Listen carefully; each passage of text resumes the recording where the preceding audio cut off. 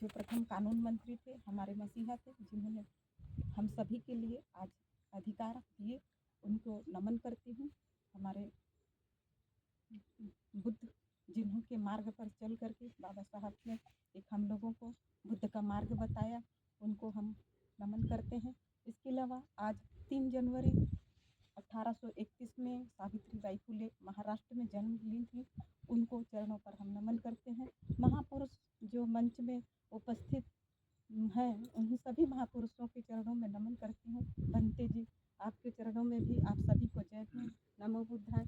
जैसे कि आज हम यहाँ पर 3 जनवरी 1831 में बाबा अपनी सावित्रीबाई फुले का जन्म हुआ था।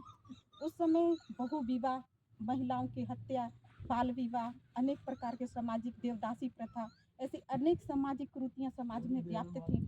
उस समय सावित्रीबाई फुले जो मात्र 9 वर्ष की उम्र में थी, ज्योतिबा राव फुले से शादी हो जाती है उनकी, और वो मात्र 9 साल की उम्र में होने के बाद ज्योतिबा राव फुले उनके पति थे, उन्होंने अपनी पत्नी को शिक्षा घर पे दिया।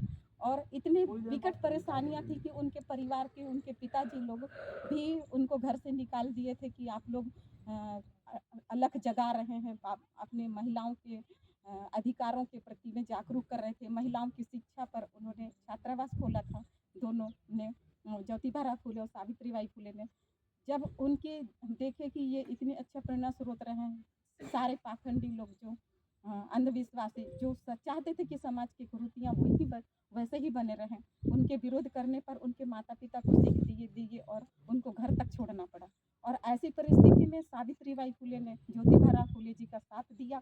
और उस समय में जब शिक्षा का कोई अधिकार नहीं था महिलाओं को, और शोषण और वंचित, जैसे अभी आपको बताया हमारे दरोगा साहब ने कि कितनी विकट परेशानियां थी, और उन परिस्थितियों में जहाँ कुरीतियाँ व्याप्त थी, उन्होंने शिक्षा के लिए अलख जगाया और छात्रावास खोला, लड़कियों को पढ़ाया, विधवाओं के लिए विवाह का अधिकार दिए और अनेक प्रकार के महिलाओं को आगे बढ़ाने का प्रयास किया।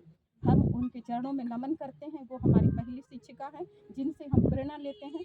और हम सभी बालिकाओं को भी कहते हैं कि बालिकाएं, आप लोग अच्छे से पढ़िए लिखिए, अपने पैरों में खड़े होइए, क्योंकि जब तक आप पढ़ेंगे लिखेंगे नहीं, आपका आत्मविश्वास नहीं होगा और आर्थिक रूप से आप मजबूत नहीं होंगे। तो मैं आप लोगों से, सभी लोगों से निवेदन करती हूँ कि पढ़ाई के प्रति जागरूक रहें और सक्षम रहें। और बाबा साहब को, हमारे जितने भी मिशन के महापुरुष हैं, उन सबको जरूर नमन करें और उनकी याद में जिस दिन उनका हो, उनको जाने, क्योंकि हम हमारे महापुरुष के कारण ही यहाँ तक पहुँचे हुए हैं। और जब हम महापुरुषों की यादगार करते हैं तो हमारे समाज में एक नया विचार होती है और हम आगे प्रेरित होते हैं। इन्हीं महापुरुषों से ही हम प्रेरणा महसूस करते हैं और महापुरुषों के माध्यम से ही चल करके हम अपने समाज को उत्थान कर पाएंगे। बस हमें है चलना आगे, ये हम ही लोगों को आपस में मिल करके करना है। मैं बस यही आप लोगों को आशा करती हूँ कि आप लोग खूब बढ़े, तरक्की करें। नए साल की हार्दिक शुभकामनाएं। ज्योतिबा राव फुले जी और सावित्रीबाई बहन जी का जन्मदिन रहता है 3 जनवरी को, तो हम सदैव उनका याद करें। आप सभी को जय भीम, नमो बुद्धाय।